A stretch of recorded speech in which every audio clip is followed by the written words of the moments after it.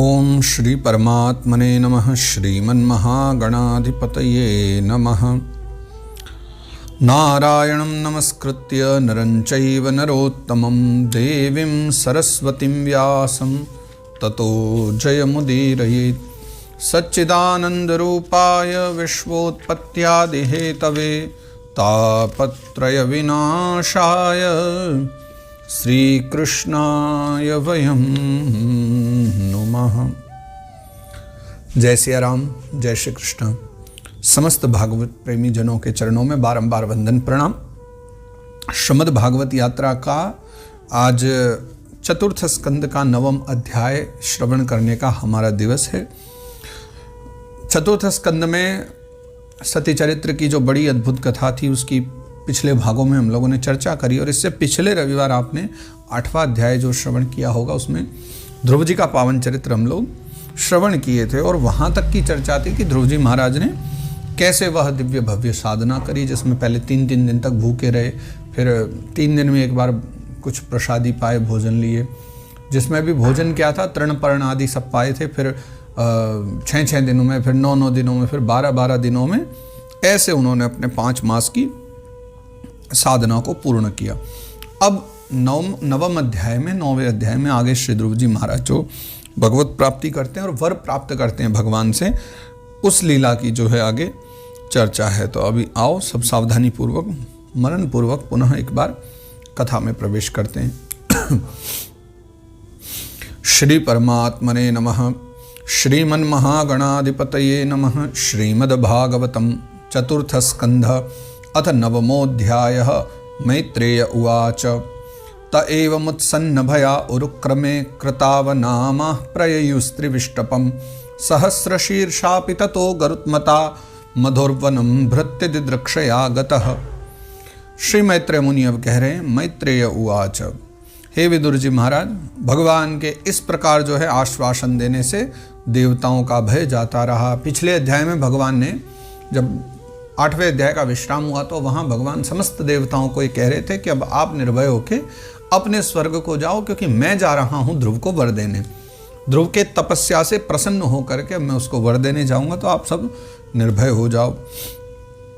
तब जो है वे सब क्या करते हैं, कृतावनामः प्रययुस्त्रिविष्टपम, तो सभी लोग जो है, सभी देवतागण जो भगवान को प्रणाम करते हैं और स्वर्गलोक को चले जाते हैं। तब सहस्र शीर्षापि ततो गरुत्मता, वो जो विराट स्वरूप भगवान नारायण हैं वो भी जो है गरुत्मता ने गरुड़ पर चढ़ करके जो मधुरवनम भृत्य दिदृक्षया गतः, मधुरवनम यानी मधुवन में, उस मथुरापुरी में मधुवन में जो है अपने भक्त को देखने के लिए भृत्य दिदृक्षया गतः, भगवान भी वहाँ चले गए, मथुरा नगरी चले गए, मधुवन में चले आए हैं कि अपने भक्त का दर्शन करें। सवै धिया योग विपाक तीव्रया हृत्पद्मकोशे स्फुरितं तडित प्रभम तिरोहितं सहसैवोपलक्ष्य बहिस्थितं तदवस्थं ददर्श। उस समय ध्रुव जी क्या कर रहे थे कि तीव्र योगाभ्यास से एकाग्र हुई बुद्धि के द्वारा भगवान की बिजली के समान दैदीप्यमान जिस मूर्ति का अपने हृदय कमल में ध्यान कर रहे थे, वह सहसा विलीन हो गई। क्योंकि भगवान जब पधारे तो भगवान का वह जो मंगलमयी स्वरूप है, वह दिव्य स्वरूप है, बिजली के समान चमकता हुआ दैदीप्यमान स्वरूप, ध्रुव जी उसी का हृदय में चिंतन कर रहे थे। पर भगवान सम्मुख आकर के खड़े हो जाएं और भक्त हृदय में ध्यान करता रहे तो ये भगवान को भी कहाँ प्रिय लगेगा। तो भगवान ने पहली ऐसी लीला करी कि उनके हृदय में वो जो दर्शन कर रहे थे, अचानक से वो जो है विलीन हो गई वह छवि।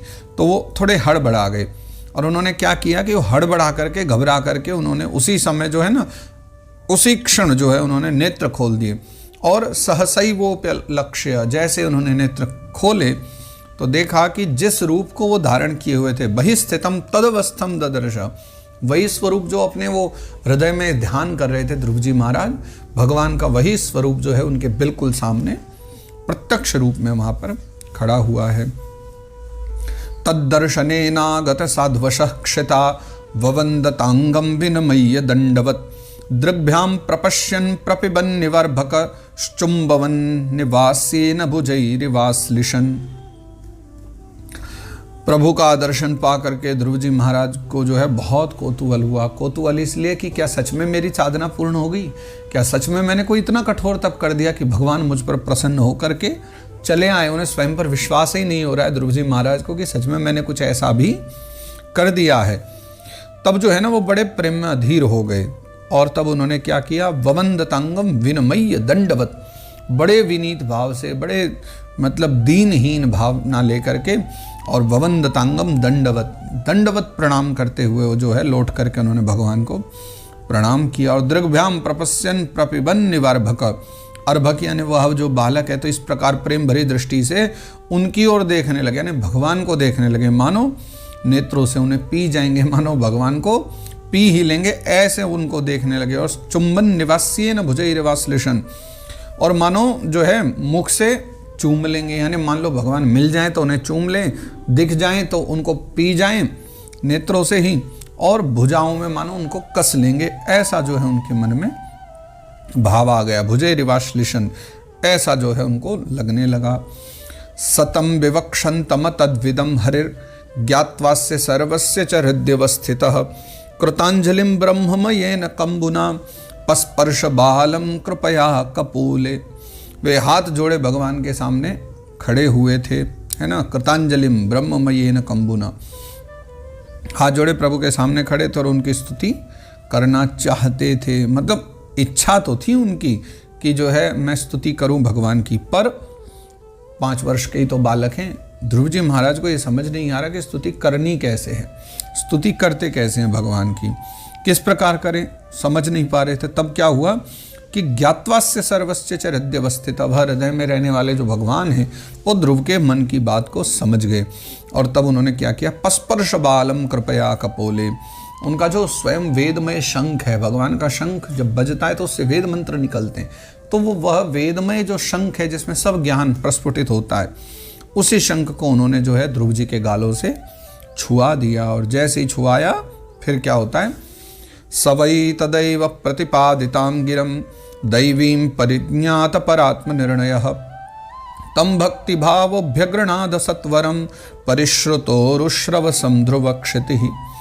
ध्रुव जी जो है ना भविष्य में तो अविचल पद प्राप्त करने वाले थे, यानी निस्संदेह ध्रुव जी भविष्य में भगवान को प्राप्त होने वाले हैं। लेकिन इस समय जैसे ही शंख का स्पर्श उनके गालों से हुआ, तो शंख का स्पर्श होते ही उन्हें क्या हुआ, वेदमयी जो दिव्य वाणी है वो प्राप्त हो गई और जीव तथा ब्रह्म के स्वरूप का निश्चय भी हो गया। यानी ब्रह्म जीव के विषय में जानने को जो बड़ा ज्ञान प्राप्त करने के लिए बड़े बड़े महात्मा जन प्रयास करते हैं, बड़ी सहजता से ध्रुव जी महाराज को वह ज्ञान प्राप्त हो गया। अब सहजता से तो नहीं कहना चाहिए, हाँ, पर यह है सबको जैसे बड़ी कठिनता उसे प्राप्त करने में लगती है, उन्होंने केवल भगवान को पाने के लिए कठिनता दिखलाई है, बाकी ज्ञान तो बड़ी सहजता से ही केवल शंख के स्पर्श से आ गया।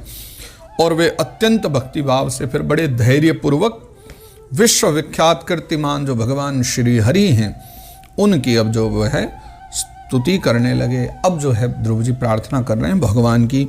ध्रुव उवाच, ध्रुव जी कहते हैं, योऽन्तः प्रविश्य मम वाचमिमां प्रसुप्तां सञ्जीवयत्यखिल शक्तिधर स्वधाम्ना अन्यांश्च हस्तचरणश्रवणत्वगादीन् प्राणान् नमो भगवते पुरुषाय तुभ्यम्।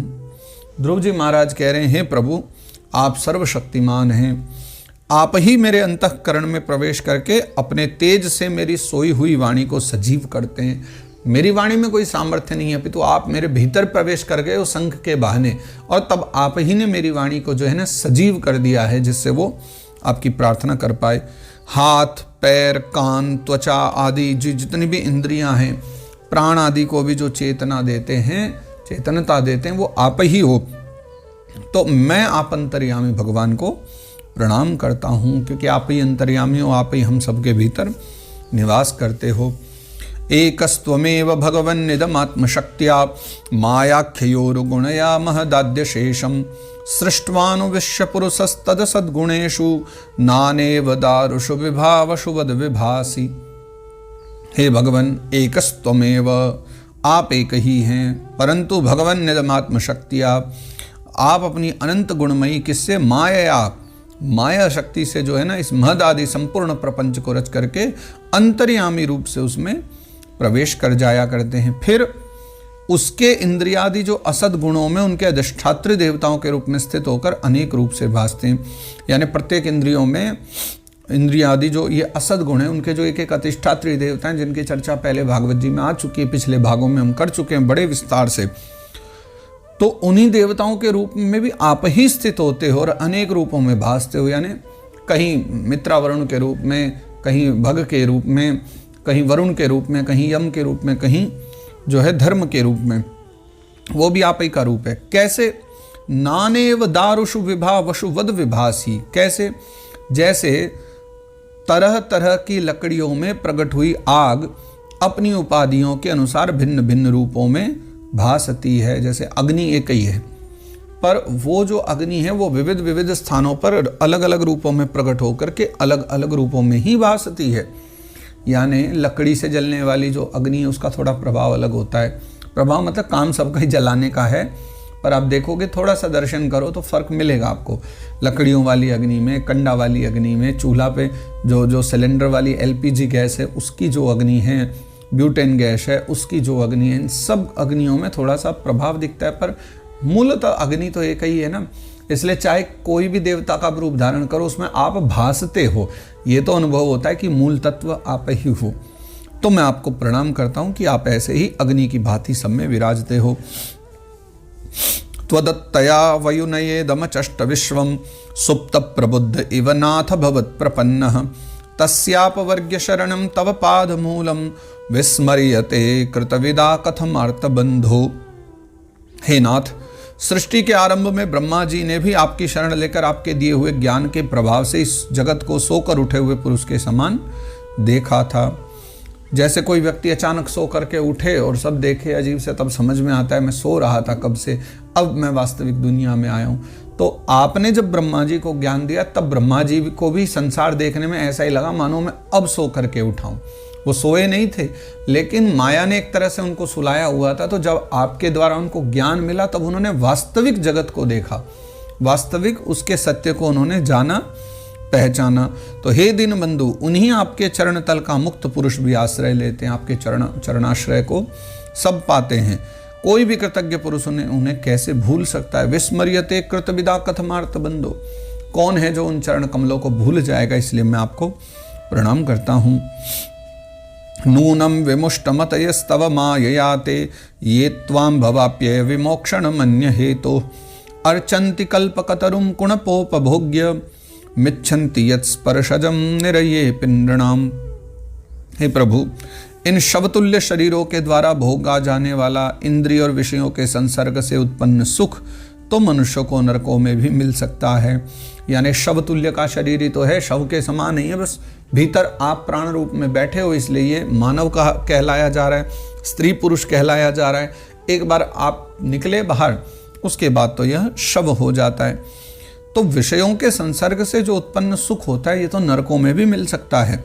तो जो लोग इस विषय सुख के लिए लालायित रहते हैं और जो जन्म मरण के बंधन से छुड़ा देने वाले कल्पतरु स्वरूप आपकी उपासना यानी भगवत प्राप्ति के सिवा किसी अन्य उद्देश्य से करते हैं, उनकी बुद्धि अवश्य ही आपकी माया के द्वारा ठगी गई है। यानी आपका दर्शन, आपका भजन, आपका स्मरण, अगर कोई भी व्यक्ति जो है ना भगवत प्राप्ति के तरह अगर किसी भी प्रयोजन से, किसी सुख की कामना से, संसार की किसी वस्तु की कामना से अगर आपका भजन करता है, आपकी पूजा पाठ करता है, तो निस्संदेह आपकी माया के द्वारा वो ठगा जा चुका है, उसको पागल बना दिया है आपकी माया ने, तभी वो व्यर्थ की चीजें मांग रहा है। या निर्वृतिस्तनुभृतां तव पाद पद्म ध्यानात् भवज्जन कथा श्रवणेन वा स्यात् सा ब्रह्मणि स्वमहिमन्यपि नाथ मा भूत किम त्वन्तकासि लुलितात् पततां विमानात्। हे नाथ, आपके चरण कमलों का ध्यान करने से और आपके भक्तों के पवित्र चरित्र सुनने से प्राणियों को जो आनंद प्राप्त होता है, आपके चरित्र और आपके भक्तों के चरित्र, इनको सुनने से जो आनंद मिलता है वह निजानंद स्वरूप ब्रह्म में भी नहीं मिल सकता। वो जो भगवत कथा के प्रेम का आनंद है वो कहीं नहीं मिल सकता, कहीं भी नहीं है। वो है ना, वो केवल और केवल उन्हीं में ही है बस। फिर जिन्हें काल की तलवार काटे डालती है, उन स्वर्गीय विमानों से गिरने वाले पुरुषों को तो वह सुख कैसे ही मिल सकता है ना। मतलब स्वाभाविक सी बात है, काल की तलवार से जो काटे जा रहे हैं, है ना, और स्वर्गीय विमानों से गिरने वाले वो जो पुरुष हैं, यानी जो अपने पुण्य आदि करके, धर्म कर्म करके सुख उपभोग आदि मांग रहे हैं, फिर वो जो एक न एक दिन वहाँ से भी गिर पड़ेंगे, तो उनको ये आनंद तो कभी नहीं मिल सकता जो आनंद मैंने पाया है, जो हम लोग पा रहे हैं, यानी आपके चरित्रों का दर्शन और आपके भक्तों के चरित्रों का श्रवण। ये आनंद जो है वास्तविक सुख देने वाला है। भक्तिम मोह प्रवहताम त्वयि में प्रसंगो भूयाद अनंत महताम अमलाशयानाम ये नांजसोल्बण मुरुव्यसनम भवाब्धिम नेस्ये भवद्गुण कथामृत पानमत्तः। हे अनंत परमात्मन, मुझे तो आप उन विशुद्ध हृदय महात्मा भक्तों का संग दे दीजिए। मुझे तो वही चाहिए, मुझे संत संग मिलता रहे जिनका आप में अविच्छिन्न भक्ति भाव है। मुझे संग भी कौन से महात्माओं का चाहिए, जिनका भाव केवल और केवल आप में अविच्छिन्न। अविच्छिन्न मतलब जो कभी मिटने वाला ना हो, सदा सर्वदा जो आप ही के चरण शरण में रहते हों, मुझे उनका संग चाहिए। उनके संग में मैं आपके गुणों और लीला कथाओं की कथा सुधा को पी पी कर उन्मत्त हो जाऊंगा, यानी उन महात्माओं के संग रहकर आपके लीला चरित्रों को सुनता रहूंगा। और फिर क्या होगा कि सहज ही इस अनेक प्रकार से दुखों से परिपूर्ण भयंकर ये जो संसार सागर है उससे पार पहुंच जाऊंगा, है ना। निश्चय भवद गुण कथा मृत पानमत्तः, उन्मत्त हो जाऊंगा वो कथाएं सुन सुन करके। और फिर भवाब्धिम, भव सागर के द्वारा, भव समुद्र के द्वारा मैं पार हो जाऊंगा केवल इन महात्माओं की कृपा से, उनकी शरणागति में रह के। तेन स्मरन्त्यतितरां प्रियमीशमर्त्यं ये चान्वदः सुतसुहृद्ग्रह वित्तदाराः ये त्वब्जनाभ भवदीय पदारविंद सौगंध्य लुब्ध हृदये सुकृत प्रसंगाः। कमलनाभ प्रभो, जिनके कमल से, जिनके नाभि से कमल प्रकट हुआ है, ऐसे कमलनाभ प्रभो जिनका चित्त आपके चरण कमल की सुगंध में लुभाया हुआ है, जिनका मन आपके चरण कमलों में लग गया, उन महानुभावों को जो लोग संग करते हैं, ऐसे महानुभाव जिनका मन आपके चरण कमलों में लगा है, उनका जो लोग संग किया करते हैं ना, वे अपने इस अत्यंत प्रिय शरीर, इसके संबंधी पुत्र मित्र गृह स्त्री आदि की सुधि नहीं करते। उनको कोई लेना देना नहीं होता संसार में इन सब चीजों से, वो अपनी मस्ती में मस्त रहा करते हैं। तिर्यंग नगद द्विज शरीस्रपदेव दैत्य मर्त्यादि विपरिचितम सद सद विशेषम रूपम स्थविष्ठमजते महदाद्यनेकम नातः परम परम वेद्मि न यत्र वादः। हे अजन्मा परमेश्वर, मैं तो पशु वृक्ष पर्वत पक्षी और सरीसृप, सरीसृप मतलब रेंगने वाले पशु, सांप आदि, देवता दैत्य मनुष्य, इन सब से जो परिपूर्ण और महदादि अनेकों कारणों से संपादित आपके सद असदात्मक स्थूल विश्व स्वरूप को ही जानता हूँ। इससे परे जो आपका परम स्वरूप है जिसमें वाणी की गति नहीं है, उसका मुझे नहीं पता। यानी एक तो आपका सत्य स्वरूप जिसे अविनाशी कहते हैं और एक असत्य स्वरूप जिसे जगत कहते हैं, मुझे केवल ये दोनों पता है। पर सत्य असत्य से परे भी आपका एक परम सत्य स्वरूप है जिसका वाणी के द्वारा वर्णन नहीं किया जा सकता। नातः परम परम वेद्मि न यत्र वाद, उसके बारे में तो मुझे भी ज्ञान नहीं है, वहां तक मेरी बुद्धि भी नहीं है। कल्पांत एतदखिलम जठरेण गृह्णन् शेते पुमान् स्वदृगनन्त सखस्तदंके यन्नाभिसिन्धुरुह कांचन लोक पद्म गर्भेद्युमान भगवते प्रणतोस्मि तस्मै। भगवान, कल्प का अंत होने पर योग निद्रा में स्थित जो परम पुरुष इस संपूर्ण विश्व को अपने उदर में लीन करके शेष जी के साथ उन्हीं की गोद में शयन करते हैं, तथा जिनके नाभि समुद्र से प्रकट हुए सर्वलोक में सुवर्ण वर्ण कमल से परम तेजो में ब्रह्मा जी उत्पन्न हुए, वे भगवान आप ही हैं। मैं आपको प्रणाम करता हूँ। यानी अब मैं आपके उस विषय में भी जान गया हूँ कि जब कल्प का अंत हो जाता है तो योग निद्रा में स्थित जो परम पुरुष हैं, है ना, इस संपूर्ण विश्व को अपने उदर में लीन करके, यानी वही भगवान नारायण की चर्चा है कि वो जो भगवान नारायण जो समस्त संसार को अपने में लीन कर लेते हैं जब कल्प खत्म होता है, और शेष जी के साथ उन्हीं की गोद में शयन करते हैं। यानी शेष भगवान भी सोते हैं और आप भी सोते हैं, पर आप उनकी गोद में सोते हो। और जिनके नाभि समुद्र से, जिनके नाभि से सुवर्ण वर्ण कमल प्रकट हुआ है, यानी सुवर्ण के समान वर्ण वाला जो कमल प्रकट हुआ है, उस पे जिस पे ब्रह्मा जी प्रकट हुए हैं, ये सब लीला करने वाले वो और कोई नहीं, वो आप ही हो। मैं आपको जो है बारंबार प्रणाम करता हूं। प्रणतोस्मि तस्मै। त्वं नित्य मुक्त परिशुद्ध विबुद्ध आत्मा कूटस्थ आदि पुरुषो भगवांस्त्र्यधीशः यद्बुद्ध्यवस्थितमखण्डितया स्वदृष्ट्या दृष्टा स्थितावधिमखो व्यतिरिक्त आस्य। हे प्रभु, आप अपनी अखंड चिन्मयी दृष्टि से बुद्धि की सभी अवस्थाओं के साक्षी हैं। आपकी जो दृष्टि है वो तो अखंड और चिन्मयी है, तो बुद्धि के जितने भी अवस्था होती हैं उन सब के आप साक्षी हैं। नित्य मुक्त हैं, आप शुद्ध सत्वमय हैं, सर्वज्ञ हैं। नित्य मुक्त, इनका अर्थ भी समझते चलो। नित्य मुक्त यानी जो सदा बंधनों से परे है, शुद्ध सत्वमय है, यानी जिनके भीतर कोई भी राजसी तामसिक भाव न हो, शुद्ध सत्वमय रूप। सर्वज्ञ यानी सब कुछ जानने वाले। परमात्मा स्वरूप यानी वस्तुतः आप ही सबकी मूल आत्मा हो, परमात्मा हो। निर्विकार, जिनमें कोई विकार न हो। आदि पुरुष, जो सबसे पूर्व में उत्पन्न हुए। षडैश्वर्य संपन्न, 6 प्रकार के जो ऐश्वर्य होते हैं, यश श्री आदि आदि, जिनके कारण आपको भगवान कहा जाता है। षड ऐश्वर्य होते हैं, 6 ऐश्वर्य जिनके पास हो वही भगवान कहलाते हैं। तो षडैश्वर्य संपन्न हो आप, और 3 गुणों के अधीश्वर हैं आप। 3 जो सत्व रजतम हैं उनके अधीश्वर भी आप हैं। आप जीव से सर्वथा भिन्न हैं, यानी अभिन्न भी आप ही हैं जीव से, और सब सर्वथा भिन्न भी आप ही हो, दोनों बातें। और संसार की स्थिति के लिए यज्ञाधिष्ठाता विष्णु रूप से विराजमान हैं। संसार की स्थिति के लिए यानी पालन के लिए, स्थिति मतलब पालन, उसके पालन के लिए यज्ञ के अधिष्ठाता बन करके विष्णु रूप में आप ही विराजमान हैं। यस्मिन् विरुद्धगतयो यनिशं पतन्ति विद्यादयो विविध शक्तय आनुपूर्व्यात् तद्ब्रह्म विश्वभवमेकमनन्तमाद्य मानंदमात्रम विकारमहं प्रपद्ये। आप से ही विद्या अविद्या आदि विरुद्ध गतियों वाली अनेकों शक्तियां जो हैं धारावाहिक रूप से निरंतर प्रकट होती रहती हैं। विद्या विद्या की हम सब चर्चाएं करते हैं, वो सब के सब आप ही के द्वारा वो सारी शक्तियां जो हैं अविच्छिन्न रूप से बह रही हैं। आप जगत के कारण हैं, क्योंकि आप ही मूल हैं। आप न हो तो जगत भी न बने। अखंड हैं, कभी खंड नहीं होते। अनादि हैं, यानी अनादि का मतलब पूर्व से पूर्व में भी जो कुछ थे वो आप ही हो। अनंत हैं, यानी आपका कोई स्वरूप का वर्णन नहीं किया जा सकता कि आप कितने स्वरूपों में, अनंत रूप हैं आप।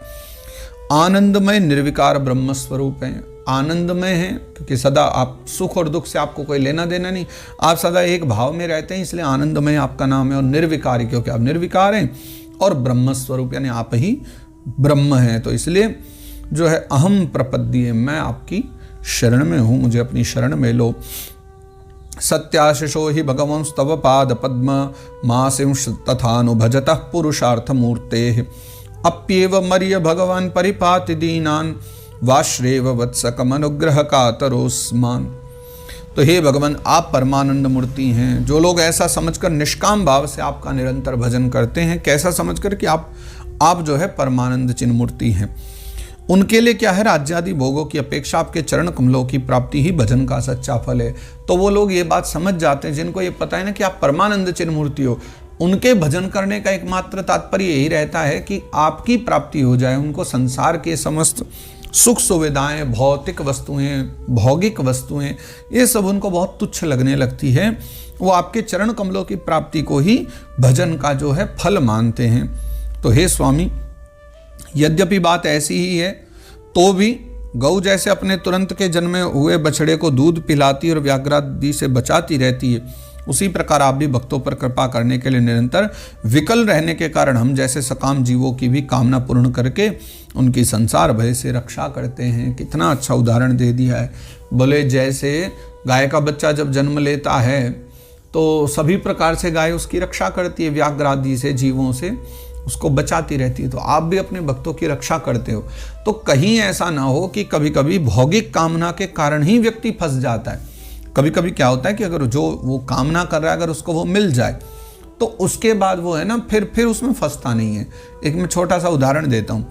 एक छोटा बालक जब धीरे धीरे बड़ा होता है तब वो पहली बार हरी मिर्च देखता है। अब वो हरी मिर्च देख करके बार बार उसकी तरफ जाता है तो माँ उसको रोकती है, ना बेटा मत जा, मत देख, बुरी चीज़ है। दिक्कत कर जाएगी तुझे, पर बच्चा मानता ही नहीं, जिद करता है। तो एक दिन पता है क्या होता है, एक दिन मैया उसको काट करके उसकी माँ उसको हरी मिर्च दे देती है, ले बेटा खा ले। और बच्चा उसको जैसे ही तनिक से ही खाता है, उसके बाद जो वो जोरों से चीत्कार करता है, फिर मिर्च फेंकता है, फिर उसको दुग्ध पिलाओ, चीनी खिलाओ, मीठा खिलाओ। अब माँ को तो पता है उसको बड़ा कष्ट होगा, पर वो फिर भी एक दिन दे ही देती कि ले तू एक बार इसका रस चख ले, ताकि जीवन में फिर दोबारा बड़ा होने तक इसको न मांगे। और सत्य बात भी है, उसके बाद बच्चे को जब भी मिर्च दिखा दो तो अपने आप वो दूर भागता है। तो ध्रुव जी कह रहे हैं कि ऐसे ही हम जो सकाम जीव हैं, हम लोगों को वस्तु न मिले तो संभव है कि मरने तक भी फिर दिमाग में वही बनी रहे कि कदाचित ये मिल जाती, हम ये पा लेते। इसलिए कभी कभी हम सकाम जीवों की आप कामना की पूर्ति कर देते हो, केवल इसलिए पूर्ति करते हो ताकि हम जो है एक बार उसको देख लें और उसकी सत्यता को जान जाएं। तब तो आप जो है ना कामना हमारी पूर्ण करके और संसार भय से फिर जो है हम भक्तों की रक्षा करते हो। तो इतना कह करके तब वो है मौन हुए। तो उन्होंने इतना कह के प्रार्थना करी है। तब मैत्रेय मुनि कहते हैं, मैत्रेय उवाच अथाभिष्टुत एवं वै सत्संकल्पेन धीमता भृत्यानुरक्तो भगवान प्रतिनंदेदम अब्रवीत। तब मैत्रेय मुनि कहते हैं कि हे विदुर जी महाराज, जब शुभ संकल्प वाले वो मतिमान ध्रुव जी महाराज हैं, जिनके संकल्प बड़े उत्तम हैं, ऐसे उन्होंने भगवान की स्तुति करी। तब भगवान जो है उनकी प्रशंसा करने लगे और प्रशंसा करते हुए तब वो कहते हैं, श्री भगवान उवाच, भगवान कह रहे हैं, वेदाहम ते व्यवसितम हृदय राजन्य बालक तत्प्रयच्छामि भद्रम ते दुरापमपि सुव्रत। हे उत्तम व्रत का पालन करने वाले ध्रुव, मैं तेरे हृदय का संकल्प जानता हूँ। वेदाहम ते व्यवसितम, मैं जानता हूँ सब क्या है तेरे हृदय में भाव।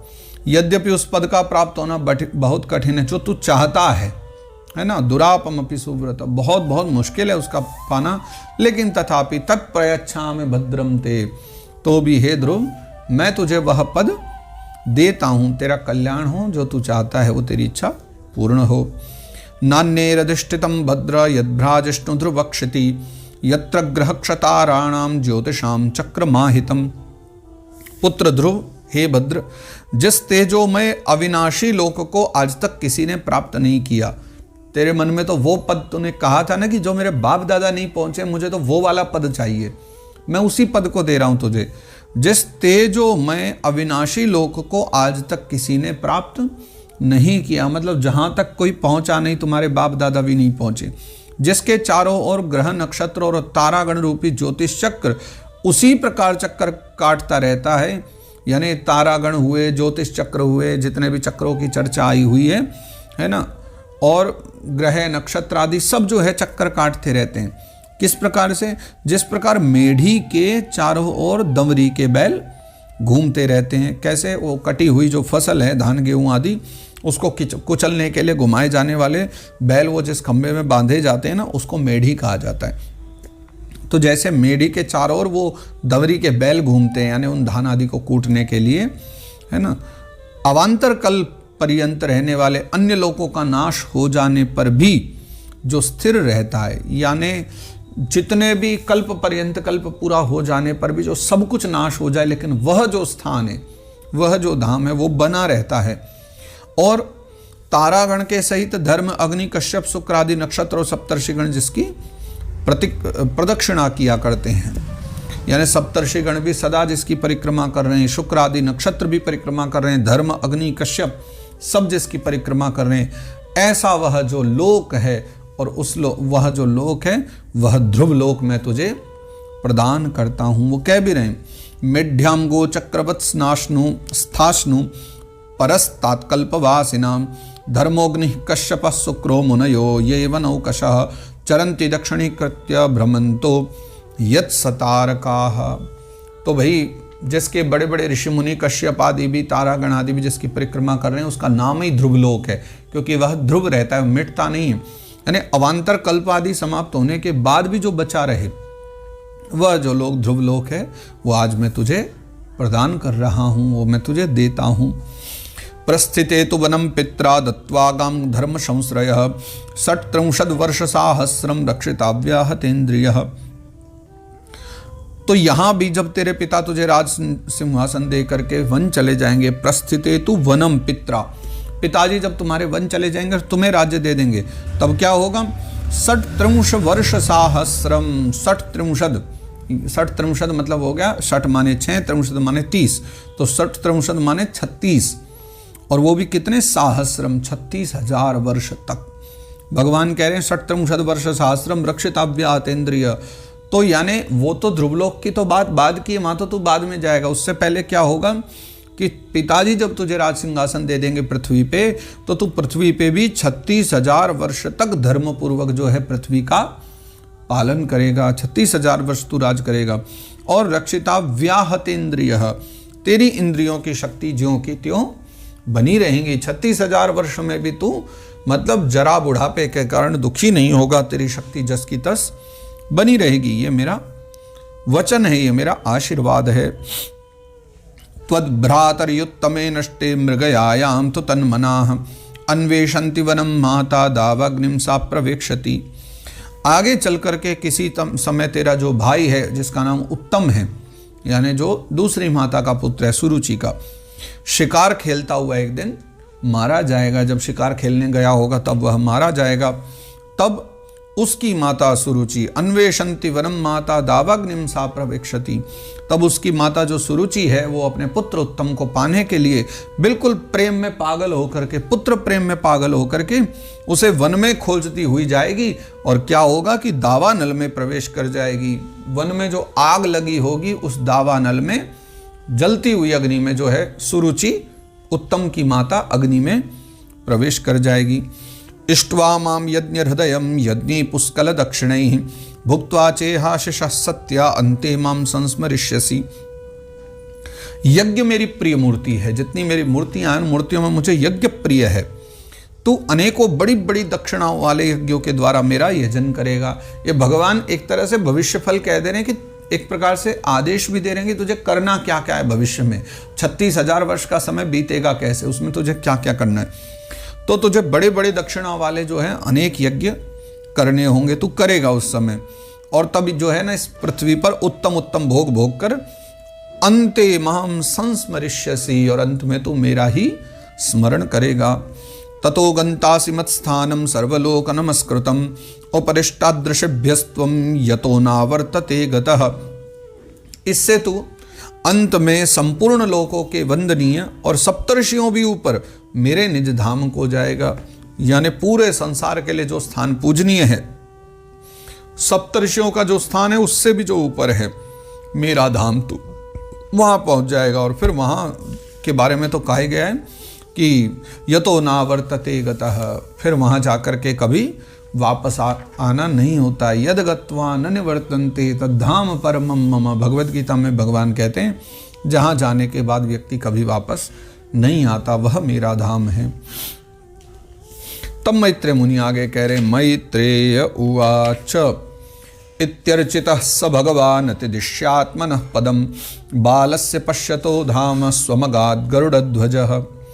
अच्छा, अब देखिए यहाँ ध्रुव ने तो कुछ मांगा नहीं है, भगवान ने उसके मन की जान करके स्वेच्छा से ही उसको सब कुछ दे दिया है, बहुत दे दिया है।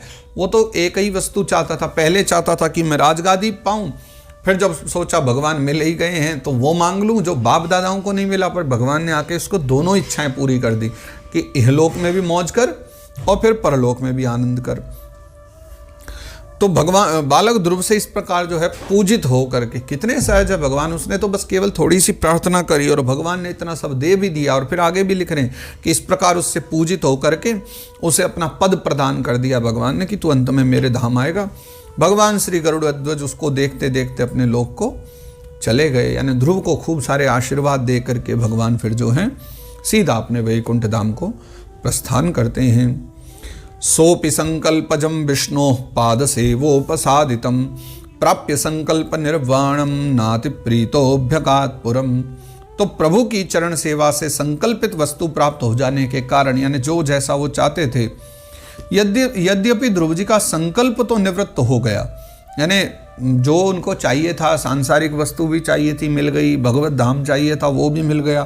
पर बड़े आश्चर्य की बात है कि नाति प्रीतो, फिर भी ध्रुव जी का चित्त जो है विशेष प्रसन्न नहीं हुआ। क्यों नहीं हुआ ज़्यादा विशेष प्रसन्न?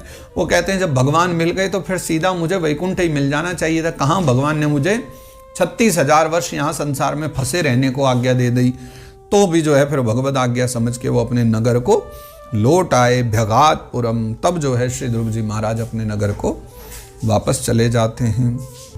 विदुर उवाच सुदुर्लभम यत् परमं पदम हरेर्माया विनस्तच्चरणार्चनार्जितम् लब्ध्वाप्य सिद्धार्थमिवैक जन्मना कथम स्वमात्मानमनन्य ममन्यतार्थवित्। विदुर जी महाराज तब पूछते हैं कि हे ब्रह्मन, मायापति भगवान श्री हरि का परम पद जो है वो तो अत्यंत दुर्लभ है, या नहीं मिलता ही नहीं, किसी बड़े बड़े महात्माओं को नहीं मिल पाता।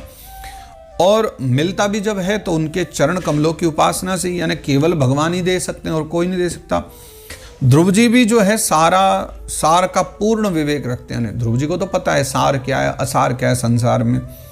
फिर एक ही जन्म में उस परम पद को पा लेने पर भी उन्होंने अपने को अकृतार्थ क्यों समझा? मतलब ध्रुव जी को भी पता है कि कितने कितने वर्ष जीवन में बीत जाते, कितने कितने जन्म बीत जाते हैं, तब कभी ऐसा अवसर मिलता है कि भगवान उस परम पद को प्रदान करते हैं। फिर ध्रुव जी को तो केवल एक ही जन्म में, वो भी 5 वर्ष की अवस्था में भगवान का वरदान मिल गया कि तुम्हें वह परम पद मिल जाएगा। तो आखिर ध्रुव जी महाराज अपने को इतना अकृतार्थ क्यों समझ रहे हैं? वो उस परम पद को पाकर के, उस परम पद का आशीर्वाद पाकर के भी इतने दुखी क्यों, मतलब उतने प्रसन्न क्यों नहीं हुए? उन्होंने अपने आप को कृतार्थ क्यों नहीं माना? ये तो बड़ी अजीब सी बात हो गई है। वरना ऐसा वरदान सुन करके तो कोई भी भक्त उछल पड़ता। तो कारण क्या है, हमें थोड़ा सा ये भी बतलाइए। अच्छा, इसके बाद अब जो है आपको बड़ी प्यारी बातें आगे समझ में आती जो मैत्रेय जी कह रहे हैं। मैत्रेय उवाच मातु सपत्न्या वाग्बाणे हृदय विद्वस्तु तान् स्मरन् नैच्छन् मुक्ति पतेर्मुक्तिम तस्मात् तापमुपेयिवान्। ध्रुव जी का हृदय अपनी सौतेली माता के वाग बाणों से बिंध गया था। मातु सपत्न्या वाग्बाणे हृदय विद्वस्तु तान् स्मरन्, और वर मांगने के समय भी उन्हें उनका स्मरण बना हुआ था। यानी अब देखो, मानव भगवान की माया कैसी अद्भुत है। कहाँ तो स्वयं साक्षात नारायण सामने खड़े हैं और ध्रुव जी के मन में तब भी वो वाली बात चली रही है जो माता के वाक वचन थे, है ना, जो वाग बाण थे वो उनको स्मरण थे उस समय भी, वरना तो सब भूल के ठाकुर जी का दर्शन करते। तो माता के वाग बाणों से उनका बिंधा हुआ था वह हृदय, और वर मांग रहे थे भगवान से, जब भी उन्हें उसका स्मरण बना हुआ था। इसी से उन्होंने जो है ना मुक्तिदाता भगवान से मुक्ति नहीं मांगी। चाहते तो मुक्ति ही मांग लेते उसी समय, पर उन्होंने जो है मुक्तिदाता से यानी भगवान से मुक्ति नहीं मांगी। अब जब भगवत दर्शन से वह मनोमालिन्य दूर हो गया तो उन्हें अपनी इस भूल के लिए पश्चाताप हुआ। यानी पहले तो उन्होंने ये सोचा था कि भाई मुझे तो बदला लेना अपनी माँ से, मैं तो इतनी बड़ी सत्ता पाऊंगा कि मेरी मैया भी देखती रह जाए, सौतेली माता भी, कि मैंने भगवान की साधना करके क्या कुछ पाया है। पर जब उन्हें भगवान का दर्शन हुआ, यानी वरदान मांगने की तैयारी कर रहे थे, तब भी मन में पूरा था कि कुछ ऐसा ही मांगूंगा। अब जैसे भगवत दर्शन हुआ तब उन्हें बड़ी भूल हुई कि बताओ, बड़ा पश्चाताप हुआ कि मैंने क्या कर दिया, मैं क्या सोच करके भगवान की साधना करने लगा। बताओ, जिनसे मुक्ति मांग सकते, भक्ति मांग सकते, उनका धाम मांग सकते, उन परमात्मा के सम्मुख मैंने क्या दुनियादारी की विचार किया। और वस्तुतः भगवान ने एक बार भी बिना कुछ कहे स्पष्ट रूप से दे भी दिया कि तुम्हारे पिताजी ने तो क्या ही राज्य किया होगा, तुम करो, 36,000 वर्ष तक राजा बन करके रहो, पृथ्वी का सुख भोगो। तो उन्हें इस बात पर जो है ना बड़ा पश्चाताप भी हुआ है। अब वो जो क्या कहते हैं उनकी बात सुनो। भगवत दर्शनों के बाद में फिर वो जो विचार करते हैं, उन्हें पश्चाताप होता है, वो सुनिए। ध्रुव उवाच, अब ध्रुव जी कह रहे हैं, किससे कह रहे हैं? स्वयं से कह रहे हैं, मन ही मन कह रहे हैं। समाधिना नैकभवेन यत्पदम विदुस्सनंदा दय ऊर्ध्वरेतसः मासैरहं षड्भिरमुस्य पादयोश्छायामुपेत्यापगतः प्रथंगमतिः। अहो, अब वो कह रहे हैं ध्रुव जी महाराज की सनकादि जो ऊर्ध्वरेता, ऊर्ध्वरेता का मतलब नैष्टिक ब्रह्मचारी जन, सिद्ध भी जिन्हें समाधि द्वारा अनेकों जन्मों में प्राप्त कर पाते हैं, है ना, विदुस्सनंदादय ऊर्ध्वरेतसः, यानी परम ज्ञानी जो सिद्ध जन हैं वो भी जो है ना समाधि आदि के द्वारा अनेक अनेक जन्म ले करके बार बार मरते हैं, फिर जन्म लेते हैं, फिर समाधि में बैठते हैं, तब जो है अनेक जन्मों में जो है भगवान को प्राप्त कर पाते हैं। और वो जो भगवान के चरणों की जो छाया यानी भगवत दर्शन जो है, मासैरहम षड्भिर्मुष्य पादयो, भगवान के उन चरण कमलों का आश्रय मुझे केवल 6 महीने में ही हो गया। मैंने 6 महीने में भगवान को पा लिया। किंतु देखो ना, छाया मुपेत्यापगतः प्रथंगति, मेरी चित्त में जो है ना दूसरी वासना भरी हुई थी, इस कारण से जो है ना मैं फिर उनसे दूर हो गया। और ना जो भगवान के एक बार चरणों को पा जाए, इतने जन्मों के बाद, इतने अनुष्ठान के बाद, वो फिर उनसे दूर थोड़े ही ना रहता, फिर भगवान उसको अपने संग ही ले जाते हैं सदा सदा को। पर मुझे देखो, मुझे 36,000 राज्य मिला है, तो ये वरदान नहीं है, एक प्रकार से ये मेरा दंड है कि अब मुझे भगवान से दूर 36,000 वर्ष तक रहना पड़ेगा। तो मेरी मति जो है वासना में भरी हुई थी, इसलिए भगवान ने मानो मुझे ये दंड साई दे दिया कि मुझे अब और इसी में फंस करके रहना पड़ेगा। अहो बत ममानात्म्यम मंद भाग्यस्य पश्यत भवच्छिद पादमूलम गत्वा याचेय दंतवत। अरे बताओ, अहो मुझे मंद भाग्य की मूर्खता तो देखो, मेरी मंद बुद्धि आदि की, मेरे मंद बुद्धि व्यक्ति की मूर्खता तो देखो। मैंने संसार पाश को काटने वाले भगवान के पाद पद्मों में यानी चरण कमलों में पहुंचकर भी उनसे नाशवान वस्तु की याचना करी। मतलब भगवान मिल गए, उसके बाद भी मैंने संसार ही मांगा, भोग वस्तु ही मांगी। कदाचित मैं चाहता तो उसी समय सदगति मुक्ति भी मांग सकता था, लेकिन देखो अहो मैं कितना मूर्ख हूं, वहीं के वहीं मैं फंसा रह गया। मतिर्विदूषिता देवैः पतद्भिर्रसः सहिष्णुभिः यो नारद वचस्तथ्यम नाग्राहि शमसत्तमः।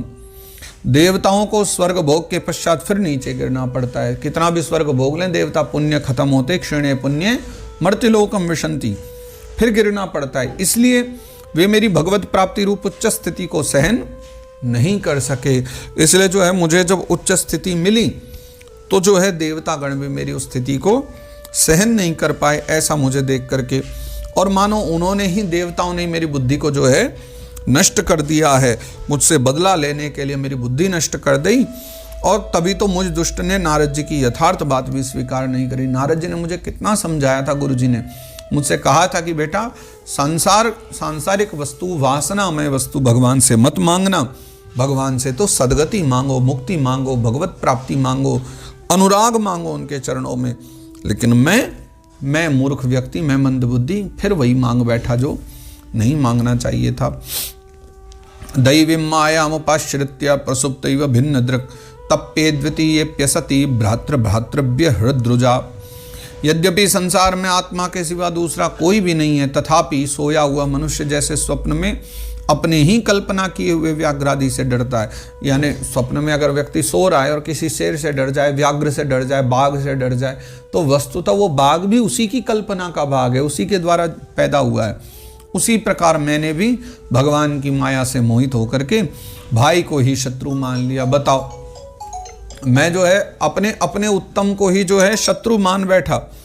मुझे लगा कि वही मेरा जो है शत्रु है, और व्यर्थ ही द्वेष रूप हार्दिक रोग से जलने लगा मेरे हृदय में। वैसा ही उसके प्रति भाव प्रकट हो गया।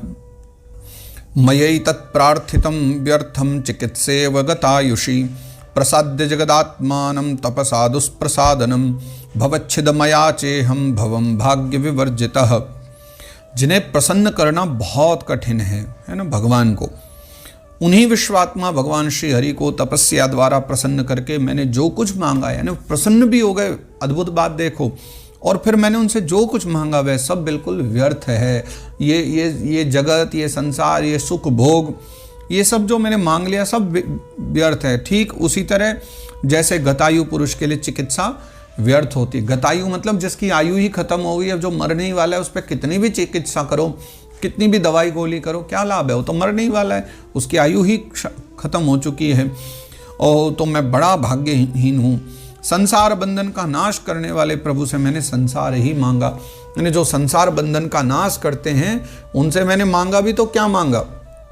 संसार का ही बंधन मांगा कि भगवान मुझे तो बांध ही दो इस संसार में। वो मांगे बैठा हूं, तो मुझसे बड़ा मूर्ख भला कौन होगा? स्वराज्यम यच्छतो मौढ़्यान मानो में भिक्षितो बत ईश्वरात् क्षीण पुण्येन फलीकारा निवाधनः। मैं बड़ा ही पुण्यहीन हूँ, मेरे अंदर कोई पुण्य नहीं है। जिस प्रकार कोई कंगला, बिल्कुल कंगाल व्यक्ति किसी चक्रवर्ती सम्राट को प्रसन्न करके उससे तुष सहित चावलों की कनी मांगे, उस प्रकार मैंने भी आत्मानंद प्रदान करने वाली हरि हरि से मूर्खतावश व्यर्थ का अभिमान बढ़ाने वाले उच्च पदादि ही मांगे हैं। मान लो कोई चक्रवर्ती सम्राट है, चक्रवर्ती सम्राट मानो पूरी पृथ्वी का सम्राट है ना, और कोई कंगाल आदमी उसके पास आ जाए और उससे बड़ा प्रसन्न हो चक्रवर्ती सम्राट और कहे कि मांगो। अब बताओ वो कोई छोटा मोटा राज्य भी मांग ले तो राजा दे सकता है चक्रवर्ती सम्राट उसे, पर मान लो कंगाल क्या मांगे कि बोले महाराज मुझे तो धान दे दो, चावल दे दो और उसके कनी सहित देना बिल्कुल, है ना, पूरे के पूरे मतलब पूरा अच्छे से धान दे दो मुझे, तो वो उतना ही मांग पाएगा बस। कितनी बड़ी मूर्खता है। वैसे ही जो समस्त बंधनों को मिटा सकते हैं, संसार से मुक्त कर सकते हैं, मुक्ति दे सकते हैं, अपना धाम दे सकते हैं, उन परमात्मा से मैंने क्या मांगे? अहंकार को बढ़ाने वाले उच्च पद मांगे, राजा की पदवी मांगी, तो मुझसे बड़ा मूर्ख कौन होगा। तो इस तरह जो मन में तरह तरह की बातें ध्रुव जी मांग रहे, इसी कारण भगवान से वर प्राप्ति के बाद भी वो जो है कृतार्थ नहीं हुए, उनका मन जो है बड़ा दुख में पड़ा रहा।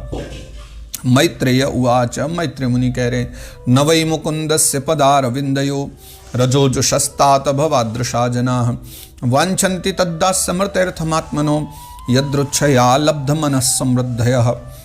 हे तात, मैत्र मुनि कह रहे हैं विदुर जी, तुम्हारी तरह जो लोग श्री मुकुंद पादारविंद मकरंद के ही मधुकर हैं, मुकुंद पादारविंद यानी भगवान श्री कृष्ण के चरण कमल, उनके मकरंद के मधुकर यानी चरण कमलों का जो रस है उसको पीने वाले जो भोरे हैं, जो तुम्हारे जैसे, जो निरंतर प्रभु की चरण रज का ही सेवन करते हैं और जिनका मन अपने आप आई हुई सभी परिस्थितियों में संतुष्ट रहता है, वे भगवान से उनकी सेवा के सिवा अपने लिए और कोई भी पदार्थ नहीं मांगते, वो केवल और केवल सेवा में बने रहते हैं। आकर्ण्यात्मजमायांतम संपरेत्य यथागतम राजान श्रद्धदधे भद्रम भद्रस्य कुतो मम। इधर जब जो है राजा उत्तानपाद ने सुना कि उनका पुत्र जो है घर लौट रहा है, उसकी तपस्या पूर्ण हो गई, आकर्ण्य आत्मज मायांतम, आत्मज मेरा वापस आ रहा है, ऐसा उनको सुनना तो उन्हें इस बात पर ठीक वैसे ही विश्वास नहीं हुआ जैसे कोई किसी के यमलोक से लौटने की बात पर विश्वास करे। उन्हें लगा बेटा चला गया तो कैसे आ रहा है वापस, विश्वास ही नहीं हुआ। वैसे भी बड़े दुखी थे जब से ध्रुव जी गए, तो अब ये बात जब उन्होंने सुनी तो उनको ऐसा ही लगा मानो कोई यमलोक से वापस आ गया हो, ऐसा उनको लगने लगा। तब उन्होंने क्या सोचा कि मुझ अभागे का ऐसा भाग्य कहाँ, भद्रम अभद्रस्य कुतो मम, मुझ अभागे का भला इतना बड़ा भाग्य कहाँ कि मेरा बेटा ध्रुव मुझे दर्शन देने वापस आ जाए। श्रद्धाय वाक्यम देवर्षेर हर्ष वेगेन धर्षित वार्ता हर्तुरति प्रीतो हारम प्रादान महाधनम। उन्होंने फिर देवर्षि की बात याद आ गई। नारद जी ने कहा था ना कि वो लौट आएगा, चिंता मत करो, तो जो है देवर्षि नारद की बात याद आ गई और इससे जो है फिर उन बात में जो है उनका विश्वास हो गया और वे आनंद के वेग से बड़े अधीर हो गए। उन्हें याद आया कि अरे बाबा जी ने तो कही थी वो आएंगे, फिर तो बात सत्य है कि ध्रुव आ रहा है। और तब उन्होंने क्या करा कि जो समाचार देने आया था ना दास की ध्रुव जी वापस आ रहे हैं, तो बहुत प्रसन्न होकर के उन्होंने जो एक बहुमूल्य हार तुरंत जो है अपने दास की ओर दे दिया, उस दास को प्रदान कर दिया। हारम प्रादान महाधनम। अब उन्हें खुद इतना बड़ा धन मिल गया कि मेरा पुत्र ध्रुव आ रहा है, तो जो है प्रसन्न होकर के हार प्रदान कर देते हैं। सदस्वम रथमारुह्य कार्तस्वर परिष्कृतम ब्राह्मणे कुलवृद्धश्च परियस्तो मात्य बंधुभिः। राजा उत्तानपाद ने जो है पुत्र का मुख देखने के लिए उत्सुक होकर के, यानी बहुत उत्सुक हो गए कि अपने पुत्र का मुख देखेंगे। क्या किया? ब्राह्मणे ही, बहुत सारे ब्राह्मण और कुलवृद्धश्च, अपने कुल के जो बड़े बुजुर्ग हैं उनको, और अमात्य, अमात्य यानी जो उनके मंत्री हैं, और बंधु भी यानी बंधुजन हैं, इन सबको साथ ले लिया और एक बढ़िया घोड़ों वाले जो है सुवर्ण जटित रथ पर सवार हो गए। फिर क्या हुआ? शंख दुंदुभिनादेन ब्रह्म घोषेण वेणुभिः निश्चक्राम पुरात्तूर्णमात्मजा भिक्षणोत्सुकः। फिर वो सुवर्ण जटित रथ पर सवार होकर के झटपट जो है नगर के बाहर निकल गए। और तब क्या हो रहा है उनके आगे कि शंख दुंदुभिनादेन ब्रह्म घोषेण वेणुभिः, आगे आगे जो है ब्रह्म घोषेण, ब्रह्म घोष यानी वेद ध्वनि, ब्रह्म जो ब्राह्मण देवता हैं वो घोष कर रहे हैं, यानी वेद ध्वनि हो रही है। साथ ही साथ शंख बज रहे हैं, दुंदु भी, वेणु भी, यानी वंशी आदि जो है अनेक जो मांगलिक बाजे हैं वो सब के सब बजाए जा रहे हैं और सब जो है बाहर चल पड़े हैं नगर से। सुनीति सुरुचिश्चास्य महिष्यौ रुक्म भूषिते आरोह्य शबिकाम सार्धम उत्तमेनाभिजगमतुः।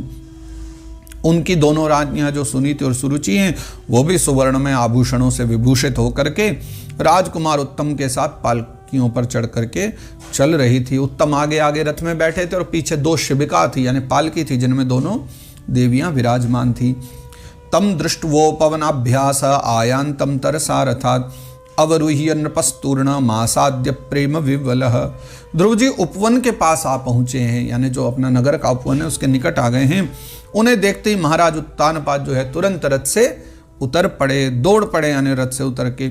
और पुत्र को देखने के लिए उन्होंने क्या किया कि बहुत दिनों से वो उत्कंठित हो ही रहे थे कि बस एक बार पुत्र का दर्शन हो जाए, तो उन्होंने झटपट आगे बढ़ करके जो है प्रेमातुर हो गए बहुत और आगे बढ़ने लगे जल्दी जल्दी, और लंबी लंबी सांसें लेते हुए देखा कि सामने ध्रुव खड़े हैं। तो क्या किया, परिरेभिंगजम दुर्भ्याम दीर्घोत्कंठ मनास्वसन विश्वक्सेनांग स्पर्श हताशेषाग बंधनम।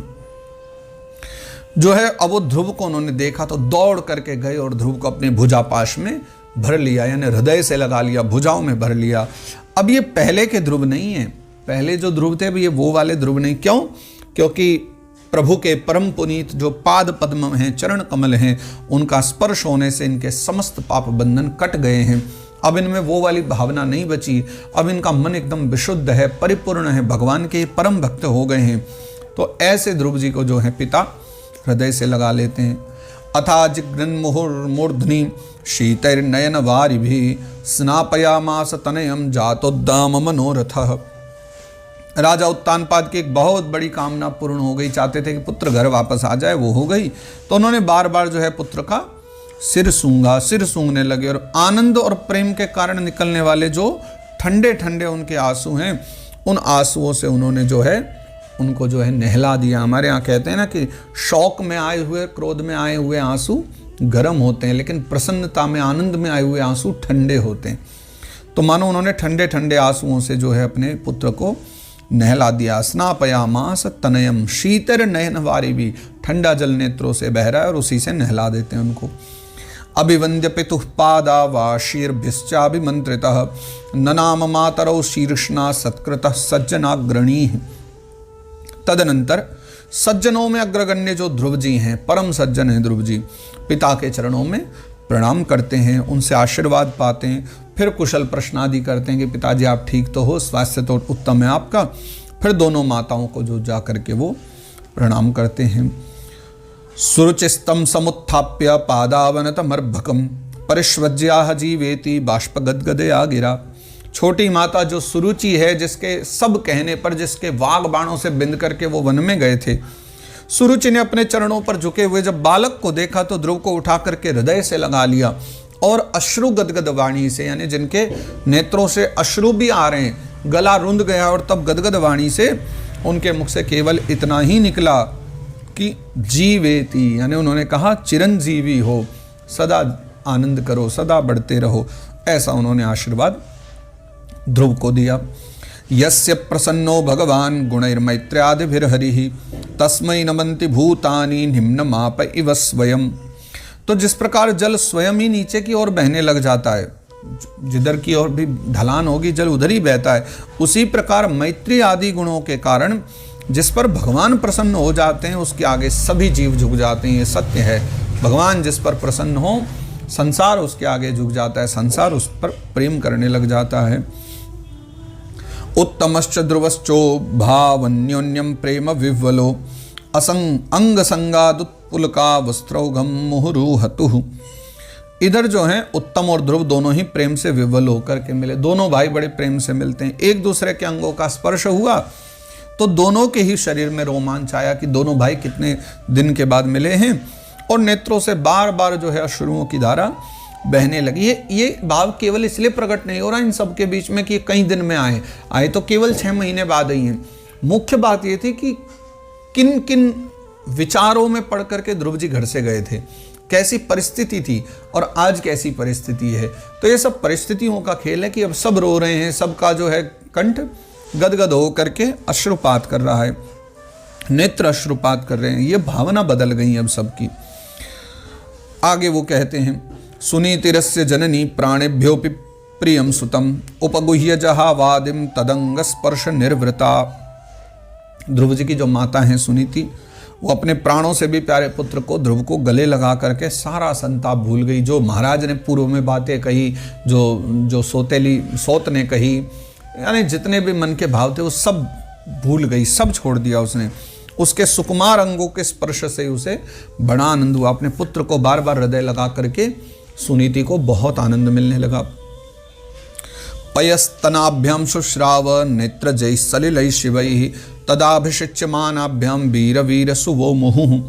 हे वीरवर विदुर जी महाराज, वीर माता सुनीति के स्तन उसके नेत्रों से झरते हुए मंगलमय आनंदाश्रुओं से भीग गए और उनसे बार बार दुग्ध बहने लगा। स्वाभाविक है, पुत्र प्रेम के कारण उनके स्तनों से स्वयं ही दुग्ध बहने लग गया और उनके जो अश्रु हैं उनके द्वारा उनका शरीर भीगने लगा, उनका आंचल भीगने लग गया है।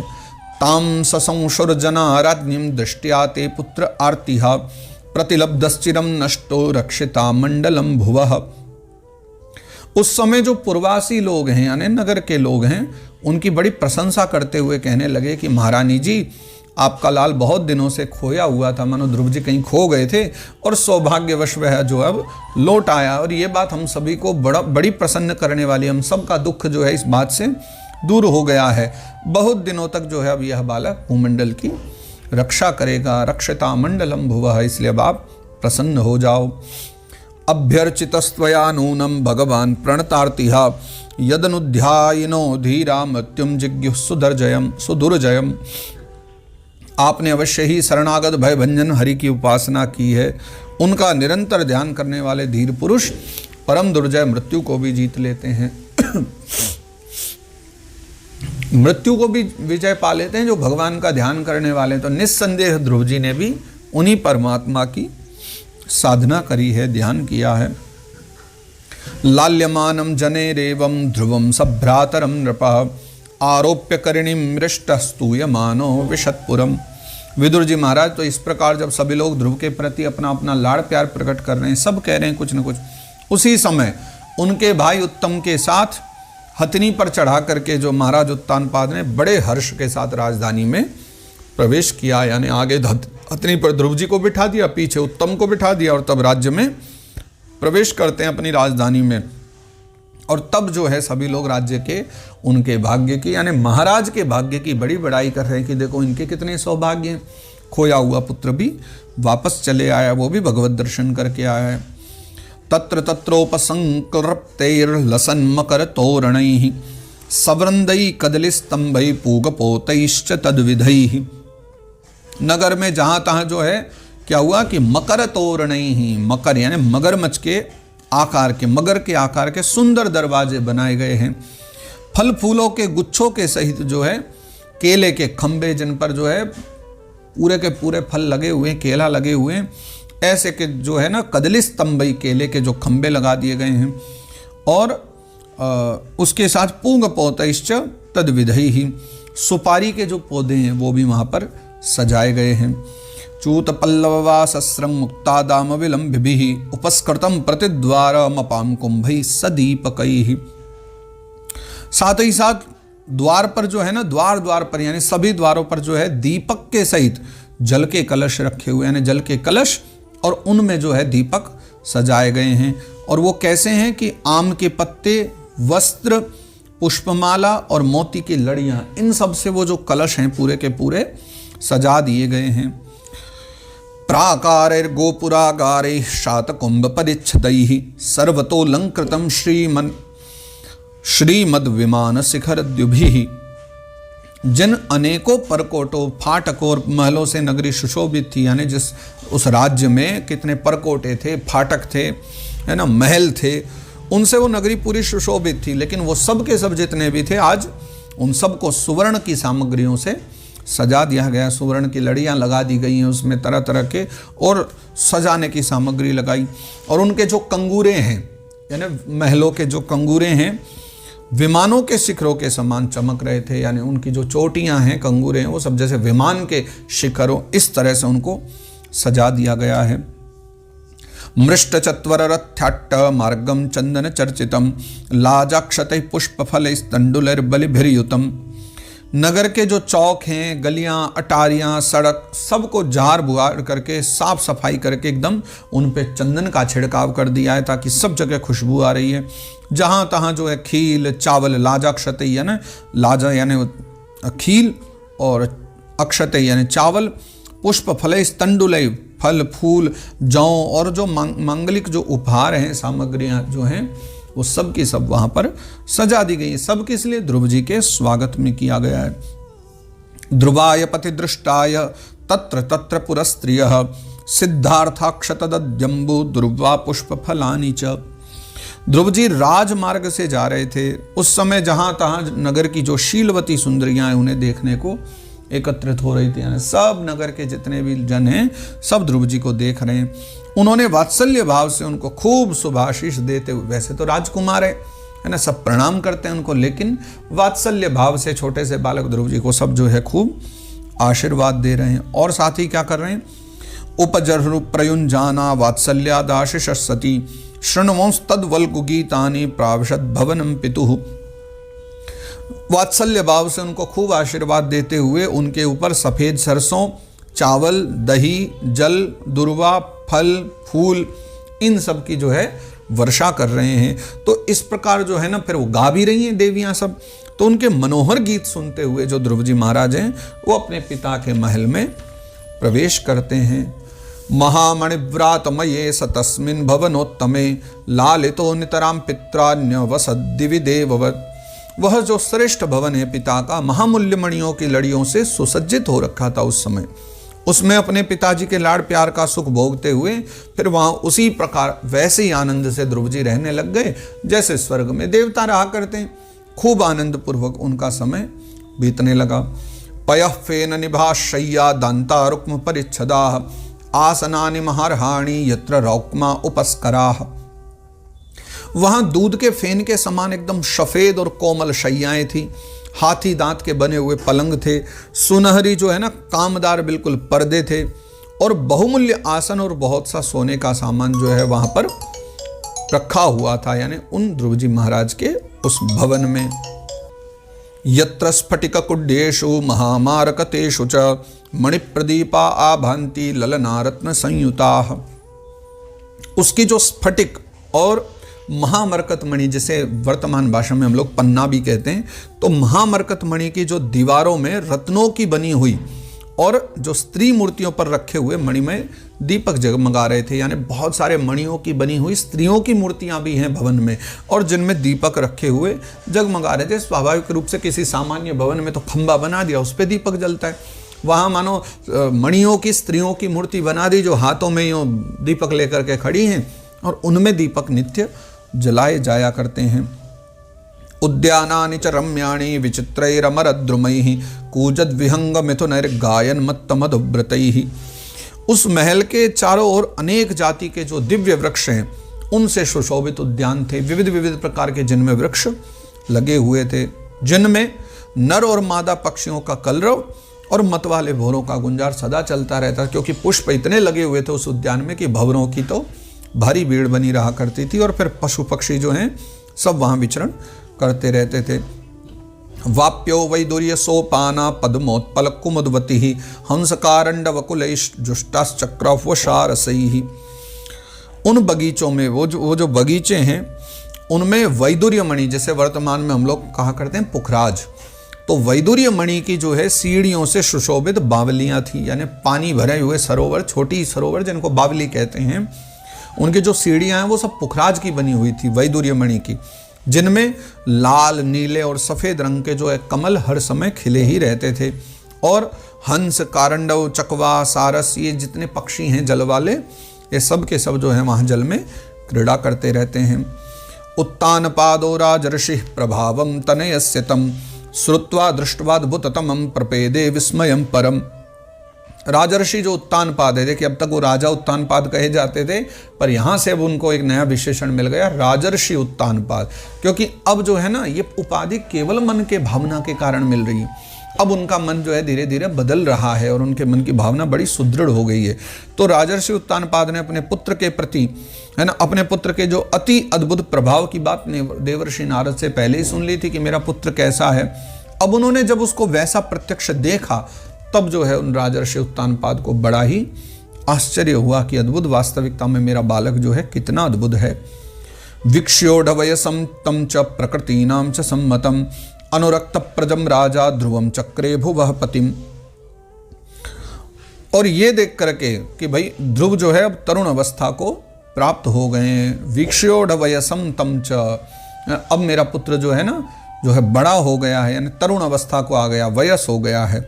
तो और साथ ही साथ जो है ना कि अमात्य वर्ग जितने भी हैं, अमात्य यानी मंत्री वर्ग जितने भी हैं, उन्हें बड़े आदर की दृष्टि से देखा करते हैं। और अनुरक्त प्रजम राजा, यानी साथ ही साथ प्रजा जो है उनका भी अपने ध्रुव पर बहुत अनुराग है।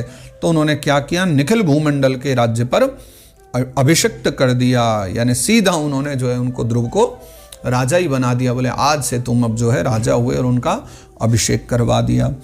आत्मानं च प्रवयस समा प्रवयस माकलय्य विशाम्पति वनम विरक्त प्रातिष्ठद बिम्रशन्नात्मनो गतिम। और खुद जो है ना आत्मानं च प्रवयसम आकलय्य विशाम्पति, ऐसा विचार करके कि वृद्धावस्था आ गई है, ऐसा सोच करके आत्मस्वरूप का वो चिंतन करने लगे और संसार से विरक्त होकर के वन को चल दिए। इसीलिए उनको भी इससे तीसरा जो पिछला श्लोक था उसमें उनको राजर्षि की उपाधि दी, इसी भावना के कारण कि उनके मन का भाव बदल के, ऐसा नहीं कि बेटा आ गया तो फिर विषयों में पड़ गए। अब उन्होंने देखा कि बालक बड़ा हो गया, तरुण हो गया है, उसको पूरी तरह बड़ा होने की प्रतीक्षा नहीं करी, बस वो तरुण हो गए। देखा अमात्य वर्ग भी उनके साथ है, प्रजा उनके साथ है, सब उनके पक्ष में है। तो उन्होंने अपने पुत्र ध्रुव का, क्योंकि वो बड़े भी हैं, तो विधि विधान से धर्म के अनुसार उन्होंने उनका जो है पूरे भूमंडल के राज्य पर अभिषिक्त कर दिया, चक्रवर्ती सम्राट उनको घोषित कर दिया। और फिर जो है स्वयं विचारा कि मैं तो वृद्धावस्था में प्रवेश कर रहा हूँ, तो अपने आत्मस्वरूप का चिंतन करते हुए जो है उस संसार से विरक्त हो गए और वन की ओर उन्होंने प्रस्थान किया। तो इसलिए जो है फिर श्री ध्रुव जी महाराज उस दिन से राजा कहलाए। तो यहाँ पर जो है यह 9वां अध्याय विश्राम होता है। जय जय श्रीमद्भागवते महापुराणे पारमहंस्यां संहितायां चतुर्थ स्कंदे ध्रुवराज्याभिषेक वर्णनम नाम 9मोऽध्यायः।